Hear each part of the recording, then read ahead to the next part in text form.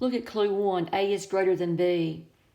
All that tells me is that A over B is more than 1 for sure, because you've got the bigger number on the top, like 5 over 2 versus 2 over 5. So we know that the numerator, we know that A over B is greater than 1.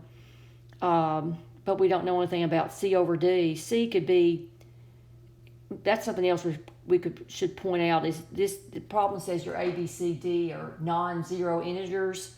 So that means you could have negative numbers. So clue 1 doesn't work. Clue 2, D is greater than C. D is greater than C.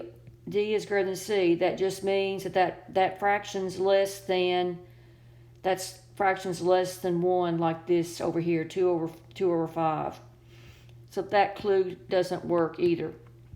So put them both together. So what do I have here? I know this is greater than 1. And I know this is less than 1. So what? That doesn't tell me if it's greater than 2. So nothing works. Your answer is E.